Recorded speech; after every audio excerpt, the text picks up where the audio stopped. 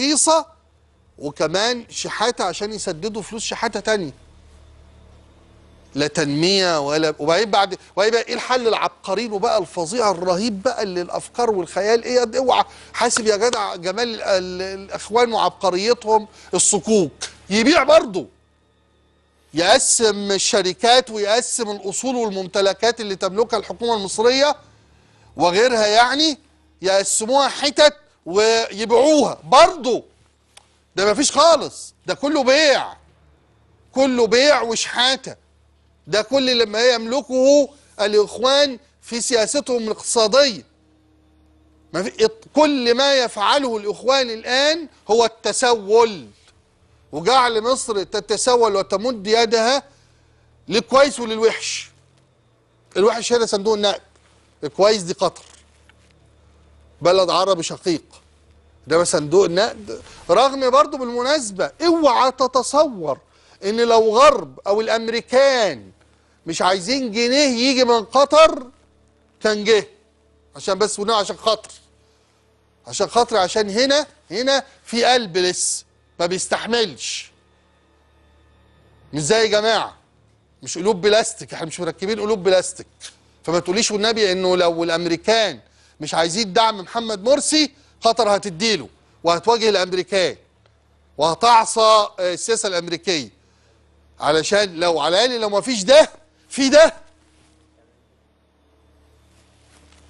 ما تخلونا نستمتع شويه بحاجه من المؤتمر الصحفي، ولا انتوا عايزين تخرجوا في يلا اديها هشام قنديل. كما تعلمون الاستثمار القطري في مصر حتى الآن ليس كما يشاع يعني كبير، ولكن يعني الترتيب ما بين 18 و20 ترتيب الاستثمار القطري كحجم استثمار للمستثمرين الأجانب في مصر من 18 ل 20. فاحنا بنريد أن ندفع بالاستثمارات القطرية لمستوى أكثر من ذلك. قطر دائما تعتبر مصر الشقيقة الكبرى للعالم العربي، وهي قوتها قوة لكل العرب، واستمر هذا التوجه. وأنا ذكرت لا أريد أن أرجع أنه كان في هناك فقط خلافات سياسية قبل الثورة في مصر لمواقف سياسية محددة لا داعي لذكرها الآن. أنا أعرف أنه قد يقال أنه بسبب موضوع الإعلام. نحن لا نتأثر بالإعلام، نحن نحترم الإعلام الجاد والبناء، والإعلام الآخر أيضا نقدر ما يقوله ونفهم ما يقوله ونفهم لماذا يقوله. ولكن الآن الشعوب واعية، وهي تستطيع أن تفصل بين الجيد والسمين والإيش؟ الغث والسمين. الغث والسمين، معلش اسمحوا لي بالله. أنا بس عايز يعني أتوقف عند حكاية الخلافات السياسية اللي كانت بين قطر ومصر أيام الرئيس السابق. هي كانت عن إيه؟ حد يفكرني؟ كان في إيه؟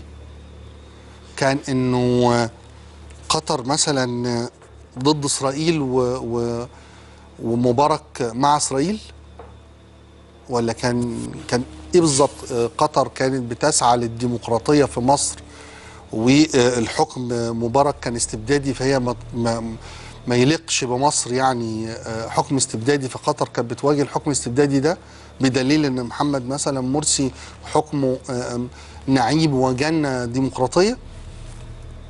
برضه انا مش عارف ايه الفروق، لان تعال نرجع للاصل كمان واسال نفسي هو ايه الفرق بين سياسة مبارك اصلا وسياسة قطر وسياسة محمد مرسي؟ في ايه بالظبط؟ خالد مشعل؟ حماس؟ وهي حماس دلوقتي زي حماس ايام مبارك؟ ده حماس ايام مبارك كانت جناح سياسي لايران لغايه وقت قريب يعني، وكانت في حلف واضح مع بشار الاسد وسوريا. انما دلوقتي طبعا عاملين فيها ان هم ازاي ما يتحالفوش مع النظام الدكتاتوري بشار الاسد. يا راجل ده كان مأكلكم مشربكم قعدكم يا مش معقول يعني. ما احنا برضو هو ايه، هو الشعوب هبله؟ اذا كانت الشعوب هبله امسكوا لها طبله وخلاص ونخلص من الموضوع. انما لو الشعوب بتفهم يعني حماس هي اخت الاخوان المسلمين، بنت الاخوان المسلمين صغيره. نفس السياسات الانتهازيه، نفس الوصول للحكم، فما فيش ديمقراطيه ونقعد 8 سنين ما عملش انتخابات، يكشف داهيه. انه اسرائيل ولا نطلق عليها رصاصه ونلوم ونعاتب ونقاسم ونحبس اللي بيضربوا